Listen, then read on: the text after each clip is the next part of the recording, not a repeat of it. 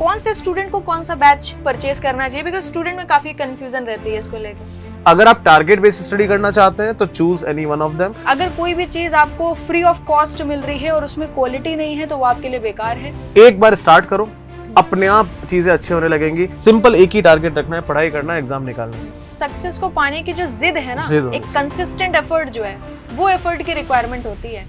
So hello my dear students, we welcome you all on मेडिजी platform. So आज हमारे साथ हैं अखिलेश माथुर सर। सो हम बैठे हुए थे, काफ़ी सारी चीज़ें डिस्कस कर रहे थे। अभी रिसेंटली एसएससी जेईई का रिजल्ट आया है, तो रिजल्ट भी सर काफ़ी बढ़िया गया। बहुत सारे स्टूडेंट हमारे जेईई 1 ईयर फाउंडेशन कोर्स से सिलेक्ट हुए, आरआरबी जेईई के कोर्स से सिलेक्ट हुए। सो वी डिसाइडेड कि let's create one video on it so that we can share some very important information regarding the courses, because new batches आ रहे हैं। 10th of August से new batches start हो रहे हैं civil, mechanical, electrical students के लिए। तो sir आपको क्या लगता है इस बार जो स्टूडेंट्स हैं, और मैंने ऑब्जर्व किया एसएससी जेईई में हमारे बैचेस से स्टूडेंट्स को सीपीडब्ल्यूडी डिपार्टमेंट्स भी मिले हैं। बिल्कुल बिल्कुल। So क्या रीजन है बैच में, ऐसा क्या खास पढ़ा रहे हैं आप?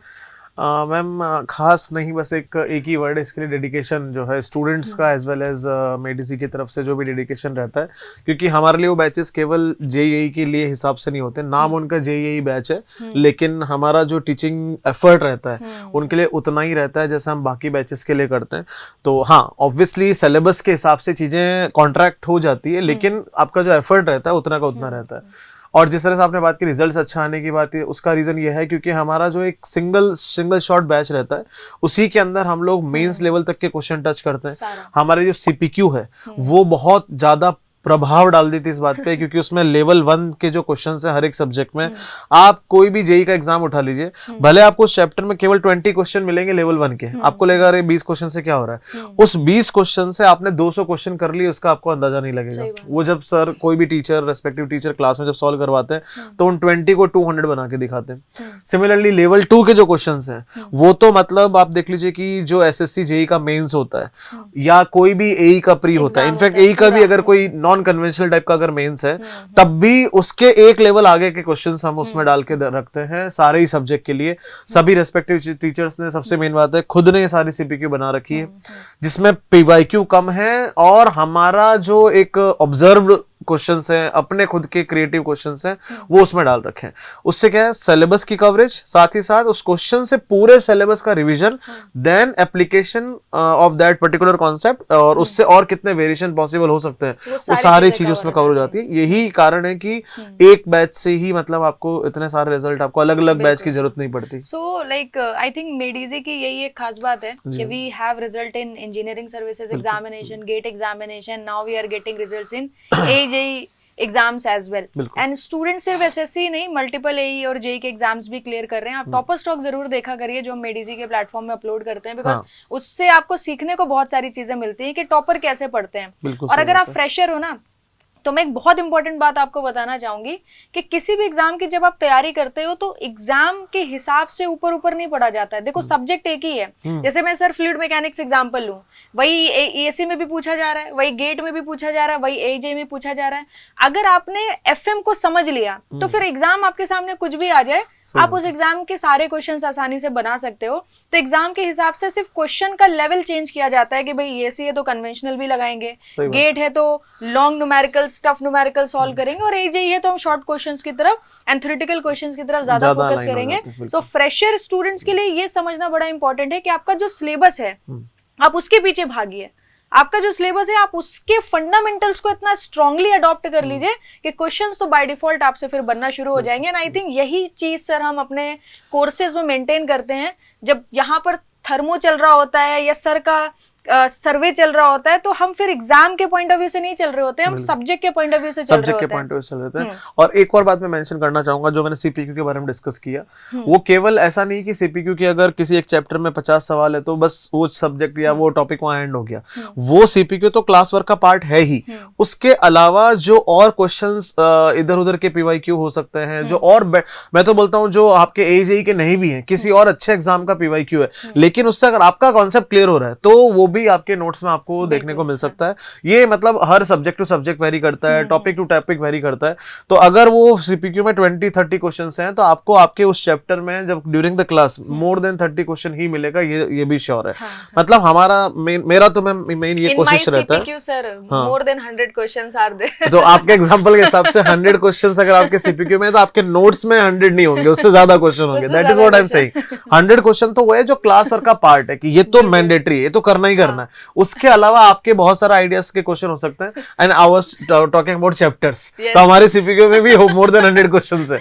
मैं हर चैप्टर की बात कर रहा था, हर चैप्टर में 30-35 क्वेश्चन की बात कर रहा था मैं। ठीक है, चलो हार मानते हैं आपसे इस मामले में। खैर, तो ये एक बात जो बतानी थी कि आप क्वेश्चन को लेके बिल्कुल भी चिंता मत कीजिए, और वही हमारा रिजल्ट आपको दिखाता है कि उस क्वेश्चन के लेवल के प्रैक्टिस की वजह से कि हम एक क्वेश्चन में 20 क्वेश्चन शामिल कर दें। अब अगर जैसे मैं एक टॉपिक की बात करूं, हमारे एक सब्जेक्ट की टॉपिक की बात करूं, कंसोलिडेशन एक टॉपिक होता है, तो उससे जब हम एक क्वेश्चन स्टार्ट करते हैं, एक क्वेश्चन से मैं आपको बता सकता हूं कि हम पूरे के पूरे चैप्टर के जितने भी हमने उसके अंदर फॉर्मुलेज लिखे हैं, जितने भी कॉन्सेप्ट हैं, कहां से स्टार्ट होकर कहां तक एंड होता है, कैसे वो कॉन्सेप्ट बने हैं, क्यों वो अगला कॉन्सेप्ट बना है, क्यों पिछला कॉन्सेप्ट नहीं माना गया, उसका क्या इंपैक्ट है, उसके बाद वो सेकंड कॉन्सेप्ट क्यों आया, उसको कैसे अप्लाई करते हैं। तो वो सारी चीज एक सिंगल क्वेश्चन से अगर आप समझ जाए ना, तो उससे क्या होता है मैम कि चैप्टर की पूरी अंडरस्टैंडिंग हो जाती है, तब सब्जेक्ट फील होता है। बाकी क्वेश्चन आंसर का क्या है, आप सादा सीधा क्वेश्चन देखिए, आंसर इज बी, रट लो, काम खत्म, उससे तो कोई मतलब ही नहीं है। सो देखो, फ्रेशर हो, प्रिपरेशन स्टार्ट करो, गुड क्वालिटी कंटेंट बहुत ज्यादा मैटर करता है। अभी रिसेंटली सर हमारे एक टॉपर आए थे, प्रवीण एस एंकलगी, उनके साथ मैंने एक पॉडकास्ट करा, अभी आप रिसेंटली यूट्यूब पे भी जाके उसको देख सकते हो। अच्छा, जो एआई में है, कल भी आए थे, कल मेरे से मीटिंग हुई थी उनकी। सो उसने एक बड़ी अच्छी बात बोली कि मैं जो हूँ हर चीज प्लान करके चलता हूँ। दूसरी चीज उसने ये बोला कि अगर क्वालिटी कंटेंट के साथ अगर मैं कॉम्प्रोमाइज कर देता तो 1 साल के ड्यूरेशन में मैंने मल्टीपल एग्जाम्स जो क्लियर करे शायद मैं वो नहीं कर पाता। तो सर उसने एक बहुत अच्छी बात बोली कि कोई मुझे 1 लाख रुपए दे और कोई मुझे मेरी लाइफ का 1 साल दे दे, तो क्या चीज बड़ी है? ऑब्वियसली लाइफ का 1 साल बड़ा है। उसने बोला कि आज अगर मैं चाहूं मुझे लाइफ का मेरा 1 एक्स्ट्रा साल मिल जाए तो क्या मिलेगा? नहीं मिलेगा। और 1 साल पहले अगर आपका सिलेक्शन हो जा रहा है तो आप वो जो 1 साल की सैलरी उठा रहे हो, 1 साल जो मजा कर रहे हो, वो कितनी बड़ी चीज हो गई आपकी लाइफ में। तो वो चीज बड़ी अच्छी लगी मुझे उसकी कि क्वालिटी ज्यादा मैटर करती है, आपका टाइम बहुत ज्यादा मैटर करता है। अगर कोई भी चीज आपको फ्री ऑफ कॉस्ट मिल रही है और उसमें क्वालिटी नहीं है तो वो आपके लिए बेकार है, और अगर कोई भी चीज की एक सर्टेन कॉस्ट है बट वो आपके लिए वर्थ इट है तो वो आपके लिए समझ लीजिए एकदम काइंड ऑफ कह सकते हैं कि मोस्ट इंपॉर्टेंट चीज है। आपको उसको अडॉप्ट करना चाहिए और उसको पढ़ के आपको सिलेक्शन लेना चाहिए। करेक्ट। और जो मेरी कल उनसे मुलाकात हुई थी, उन्होंने वो इंटरव्यू सेशन एक रिकॉर्ड किया था, उनका भी शायद ये आ जाएगा यूट्यूब पे इंटरव्यू सेशन या जहाँ पे भी है। तो उनके इंटरव्यू में 150 मार्क्स थे ईएससी में। तो आई वाज आल्सो सरप्राइज कि कैसे क्या किया उन्होंने। तो उन्होंने मुझे बताया कि सर हम तो बस NIT सूरत कल से है वो, तो मेरा और अच्छा अटैचमेंट हो गया उनके साथ, मैंने भी वहाँ से पढ़ाई की है तो आई नो हिम। तो उन्होंने मुझे ये भी बताया कि सर हमने तो, मैं और मेरा दोस्त आके बस DEF बैच के थे, वो बस क्लास में बैठ गए थे और जो आप लोगों ने पढ़ाया बस आपने जो 1000 पेज के नोट्स बनवा दिए सभी सब्जेक्ट ने मिलके, तो वो फिर से सभी सब्जेक्ट मिलके बोल रहा हूँ, फिर आप बोलेंगे कि मेरे सब्जेक्ट के अकेले के 1000 पेज है। तो जो 1000 पेज के नोट्स बन गए, बोला कि सर मैंने उन 1000 पेज को 100 पेज में समअप किया और बस जो मेरे शॉर्ट नोट्स थे वो मेरे लिए रामबाण बन गए। हर बार मैं उन्हीं को रिवाइज करता था, उन्हीं से प्रैक्टिस करता था। एंड आई वाज शॉक्ड कि मैंने भी वो पॉडकास्ट देखा, लेकिन कल जब फेस टू फेस मिला तो मुझे, क्योंकि याद आ जाता ना कि क्लास में इस जगह बैठते थे, तो मुझे मतलब इतना अच्छा लगा कि पहली बार में इसरो फर्स्ट रैंक, ESC में 99 रैंक, गेट में 221 रैंक, सारी रैंक आप ये नहीं कहोगे कि सिंगल डिजिट है, लेकिन इतनी सारी जगह सक्सेस, वो भी फर्स्ट टाइम में, ये बहुत बड़ी बात है। अब मतलब उनके पास सरकारी नौकरियां इतनी हैं कि मतलब वो सोच रहे कि मैं चूज किसको करूं। Right now he is in I think airport authority of India, उसमें उनकी ट्रेनिंग चल रही है। अब वहां से वो ट्रेनिंग करके रिजाइन करके अपना ESC CPWD शायद उनको मिल जाएगा, CPWD बता रहे थे शायद, या MES में भी, तो वो उनको मिल जाएगा। और उन्हीं के फ्रेंड थे जो रैंक 1 गेट के जो आए थे, अभय नाम था शायद उनका, तो वो भी बताते थे कि हम दोनों, हाँ अभय सिंह, बोले हम दोनों साथ ही बैठते थे। एक इस चीज का भी काफी फर्क पड़ता है, एक अच्छा आपका ग्रुप होना चाहिए। मतलब हालांकि ये जो AG बैचेस हैं वो सारे के सारे ऑनलाइन है, बट स्टिल आपका एक अच्छा दोस्तों का जो 4-5 लोग का ग्रुप बन जाए, व्हाट्सएप पे ग्रुप बन जाए। एक जस्ट 5 मिनट की मैं बात करूंगा, मैंने सजेस्ट किया था ऑफलाइन क्लास में, आप लोग अपने व्हाट्सएप ग्रुप में आप आपस में दोस्त होने के बाद भी कर सकते हैं, मतलब बिफोर क्लास आप 15-20 मिनट पहले एक छोटा सा डिस्कशन अपना रख लो। जैसे एक ऑफलाइन क्लास में तो बच्चे आते हैं, जैसे 8 बजे क्लास है, मैंने बोला कि आप 7:45 आ जाओ, और 15 मिनट वो 4 दोस्त मिलके, और आप लोग कर सकते हैं व्हाट्सएप पे ग्रुप बना के कर सकते हैं, 4 लोग मिलके एक टॉपिक चूज कर लो। आपका पढ़ाई कुछ भी चल रहा हो, कोई भी सब्जेक्ट चल रहा हो, आपका रिवीजन, आपका अपना प्लान कुछ भी चल रहा हो, एक 15 मिनट का आप डिस्कशन कर लो कि कल हम जो है सॉइल कॉम्पैक्शन के बारे में, उसका भी 2 टॉपिक ले लो कि 2 टॉपिक हम आपस में कल क्वेश्चन पूछेंगे, और अगर 4 दोस्त हैं तो हम 3-3 क्वेश्चन बांट देते हैं, 12 क्वेश्चन पूछेंगे, और रिपीट नहीं होना चाहिए कोई क्वेश्चन। तो आप सोचिए कि वही 4 दोस्त उन्हीं 4 पेज में से 12 क्वेश्चन निकाल के ले आएंगे। क्योंकि अच्छा कंपटीशन क्या क्रिएट होगा कि मेरे को वापस वो क्वेश्चन रिपीट नहीं करना है, तो एक इंसान को सोचना पड़ेगा कि मेरे को कौन से 11 ऑप्शन नहीं चूज करना है। तो वो उन्हीं 12 पेज में से 12 क्वेश्चन निकाल देगा, वही 4 दोस्त मिलके, और एक हल्का सा कंपटीशन उन 4 में बन जाएगा कि यार ये हर किसी का आंसर दे देता है, मैं नहीं दे पाता हूँ।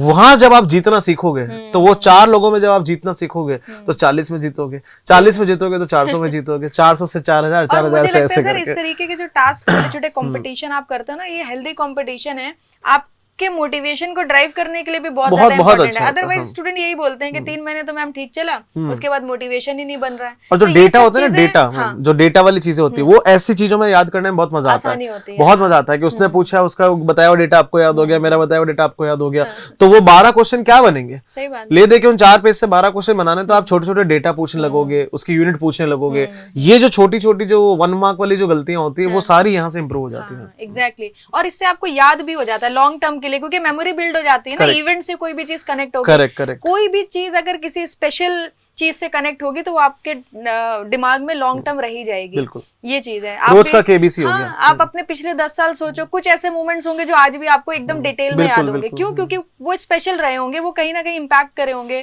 किसी स्पेशल चीज से कनेक्ट हो गए होंगे, जिसकी वजह से आपके दिमाग में रह गए। तो that's how brain function. Okay, so अभी AJEE लाइव ऑनलाइन कोर्स आ रहा है 10 अगस्त से, RRB जे लाइव ऑनलाइन आ रहा है, और SSC जे लाइव ऑनलाइन आ रहा है। सर हमारे 3 लाइव ऑनलाइन बैचेस चल रहे हैं। 10 तारीख से 2 are dedicated for the individual exams RRB and SSC, and 1 is the master batch AJEE 1 year foundation course. कौन से स्टूडेंट को कौन सा बैच परचेज करना चाहिए? बिकॉज स्टूडेंट में काफी कंफ्यूजन रहती है इसको लेकर। देखो, अगर कोई बिल्कुल फ्रेशर है, मतलब जो पहली बार तैयारी करना चाह रहा है, तो मैं तो हमेशा कहूंगा कि अप्रोच बड़ा रखो। इतना बड़ा अप्रोच रखोगे तो एक छोटी चीज पे जाके लैंड जरूर कर जाओगे। लेकिन अगर आप काफी मतलब 1-2 साल से अगर आप कर रहे हैं, अब आपको सिर्फ एक पे ही फोकस करना है, if you are in that zone, तो आप चूज कर सकते हैं कि यार मुझे SSC JEE में ही जाना है, या मेरा टारगेट RRB JEE, क्योंकि ना जो दूसरा पार्ट है नॉन टेक पार्ट, वो हर किसी का थोड़ा थोड़ा डिफरेंट है।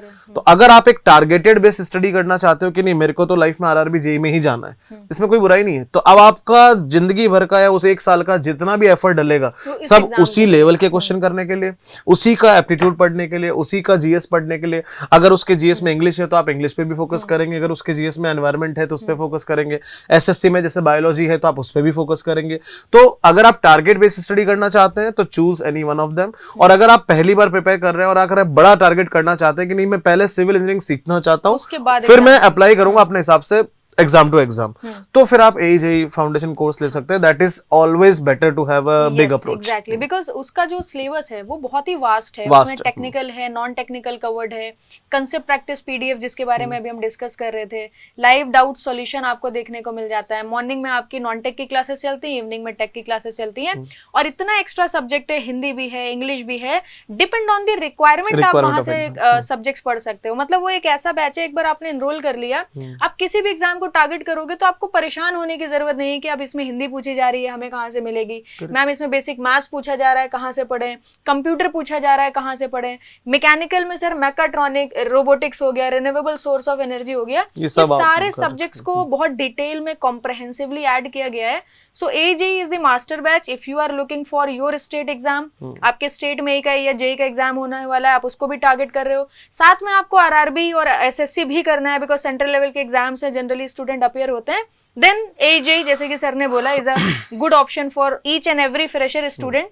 आपने कुछ भी नहीं पढ़ा है, ब्लाइंडली आंख बंद करके आप इस बैच में आइए। जब 6 महीने बाद आप बैच कंप्लीट करके बाहर निकलोगे, you will feel a different person who has better knowledge compare to last 6 months, और वो नॉलेज आपको सिलेक्शन में हेल्प करने वाली है। कॉन्फिडेंस जो बिल्ड हो जाता है कि अब इतना मेरे को आ गया तो अब तो मैं कुछ भी कर लूंगा, ये चीज है। So any sir suggestion fresher बस, स्टूडेंट्स के लिए, बिकॉज एसएससी का नोटिफिकेशन भी आने वाला है? हाँ, सजेशन यही है कि देखो अभी मतलब जब जागो तभी सवेरा है, सबसे मेन बात तो यही है। अब तक अगर आप खाली सोच रहे थे, इधर उधर भटक रहे थे, तो this is the end of the entire search. जितने भी सर्च कर लो, लास्ट में एंड आप यहीं पे आके करो। तो उससे क्या है ना कि देखो कोई इसमें वो बात नहीं है, लेकिन ये है कि एक बार स्टार्ट करो, अपने आप चीजें अच्छी होने लगेंगी। पढ़ाई करना है, एक ही काम करना है, पढ़ाई करना है, नॉन टेक पढ़ना है, टेक पढ़ना है, जो भी एग्जाम है उसका अपना पर्टिकुलर सिलेबस है, उसका अपना एक पर्टिकुलर सेगमेंट है, तो सब चीज आपको पता है। और हियर एंड देयर कुछ भी इधर उधर की बातें सुनने से या समझने से कोई मतलब नहीं है। सिंपल एक ही टारगेट रखना है, पढ़ाई करना है, एग्जाम निकालना है। कोई भी टॉपर स्टॉक ले लो। अभी रिसेंटली मैंने एक टॉपर स्टॉक किया था, he was from Bikaner, Harish I think his name. तो मेरा वो टॉपर स्टॉक थोड़ा लंबा भी गया, इट वाज सो फनी, मतलब मेरे को इतना मजा आया। मैंने उस टॉपर स्टॉक के बाद आई पर्सनली कॉल्ड हिम। उन्होंने मुझे ये बताया कि आपने भी शायद सुना होगा, he was having 8 to 9 backlogs in BTech, और सेकंड ईयर में उन्होंने आके ये बोल दिया था कि मेरे से नहीं बनेगा, क्योंकि फर्स्ट ईयर में ही उनके इतने सारे बैक आ गई, और वो एकदम विलेज बैकग्राउंड से थे, उनको समझ ही नहीं आ रहा था। एक तो मतलब he was that much village background कि उनको ये प्रॉब्लम हो रही थी कि इसकी हिंदी क्या होगी, मतलब he was not able to understand that English books. पहली बार उन्होंने फिजिक्स, भौतिकी को फिजिक्स बोला, तो that kind of difference it was. अब आप सोचिए 4 साल में उनके 8-9 बैकलॉग्स। सिविल अच्छा उसमें बीच में कोविड आ गया, तो जैसे तैसे उन्होंने सिविल खत्म किया। उसके बाद he was giving us a topper stock. He was right now अभी वो CPWD में हो गया उनका। और जब उनसे मेरी बात चल रही थी तो मैंने उनसे पूछा, और बीकानेर में आप कहाँ रहते हो करके, तो बोला नहीं सर मैं बीकानेर में नहीं हूँ, मैं अभी यहाँ पे आरआरबी जेई की तरफ से उदयपुर में पोस्टेड हूँ। तो आई वाज सो सरप्राइज कि he is already in RRB JE.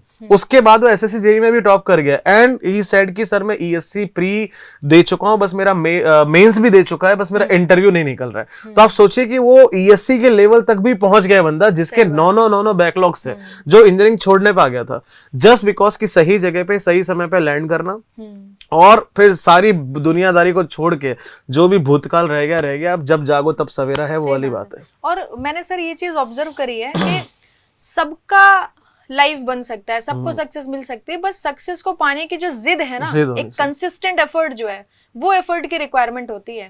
क्योंकि सक्सेस का अपना एक लेवल है, आपको इस लेवल को टच करना है तो आपको अपना लेवल बढ़ाना पड़ेगा, और कंसिस्टेंट एफर्ट से, हार्ड वर्क से आपका लेवल स्लोली बढ़ता चला जाता है। कुछ लोगों को ज्यादा एफर्ट्स डालने पड़ते हैं, कुछ लोग थोड़े स्मार्ट होते हैं, इंटेलिजेंट होते हैं, उनको कम एफर्ट्स डालने पड़ते हैं, बट एफर्ट्स तो सबको ही लगेंगे। संघर्ष सबकी लाइफ में है। बिल्कुल। आप अगर ये सोचे कि मैम हम ये कर लें, वो कर लें, हमारा सिलेक्शन नहीं हुआ, तो अब इस तो का जवाब ना आपको कभी भी नहीं मिल पाएगा, कभी नहीं मिल पाएगा भाई। हर सुबह से पहले 12 घंटे की रात होती है, तो रात होने के बाद ही सवेरा होता है। तो यहाँ पे भी जिंदगी में सवेरा आपको रात होने के बाद ही मिलेगा। तो you have to go through that struggle phase.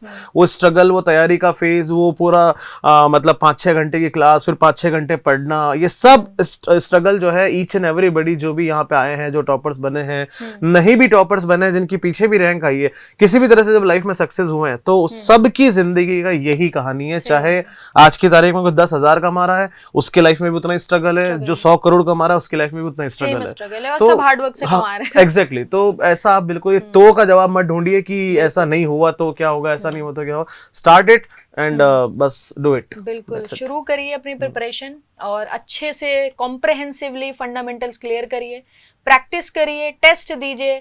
Marks अच्छे नहीं आ रहे मैम टेस्ट सीरीज में, और प्रैक्टिस करिए और अपने आप को इम्प्रूव करिए। मार्क्स बाय डिफॉल्ट आपके धीमे धीमे इम्प्रूव होना शुरू हो जाएंगे। चीजें मैम याद नहीं रहती हैं, उसमें प्रॉब्लम आ रही है, बार बार रिवीजन करिए, चीजें याद होना स्टार्ट हो जाएंगी। मैम क्वेश्चन नहीं बनते हैं, और क्वेश्चन प्रैक्टिस करिए, तरह तरह के क्वेश्चन को सॉल्व करिए, धीमे धीमे आपसे क्वेश्चन भी बनने लगेंगे। तो ये क्या है, एक पूरा प्रोसीजर है, एक पूरा प्रोसेस है जिसके थ्रू आपको गुजरना होता है। जो गुजर जाता है उसका सिलेक्शन हो जाता है, ठीक है। एंड अच्छे लोगों से कनेक्टेड रहिए, अच्छे एक ग्रुप बनाइए। जैसे कि सर ने बोला, आजकल टेक्नोलॉजी है, व्हाट्सएप पर आप ग्रुप चैट कर सकते हो, ग्रुप वीडियो कॉल्स कर सकते हो, सारे एक साथ कनेक्ट हो सकते हो, हेल्दी डिस्कशंस कर सकते हो। अच्छे मेंटर से कनेक्ट होइए। एक अच्छा टीचर जो होता है वो आपको हमेशा अच्छे डायरेक्शन में गाइड करता है। कभी भी आप डिमोटिवेट होते हो तो आपको दोबारा से खड़ा करता है वो टीचर, ठीक है। तो अच्छे लोगों से कनेक्ट होंगे तो अच्छी वाइब्स आएंगी, और आपकी जर्नी को वो लोग और आसान बनाने वाले हैं, because it's a long journey. 1-2 महीने की बात होती तो अकेले भी कट जाती हैं चीजें, बट जब आपको 1 साल की जर्नी में जाना होता है तो वहां पर सपोर्ट चाहिए होता है अच्छे लोगों का, ठीक है। सो मेहनत करिए, मेहनत आज कर लेंगे तो कल बेनिफिट होगा, आज मजे करेंगे तो कल मेहनत करनी पड़ेगी, एंड डिसीजन मेहनत तो आपका करनी ही पड़ेगी, चाहे अभी करो चाहे बात करो, सही और बात नहीं करेंगे तो लाइफ टाइम फिर आपको घिसना पड़ेगा। सही बात ठीक है। So it's a kind of a discussion session I can say. Batch तो एक बाय प्रोडक्ट है, अच्छी चीजें हम इसमें बता रहे हैं, पढ़ा रहे हैं, so we are sharing the details as well, but it's a discussion ताकि आप चीजों को समझें और अच्छे से तैयारियां अपनी एग्जाम के शुरू करें।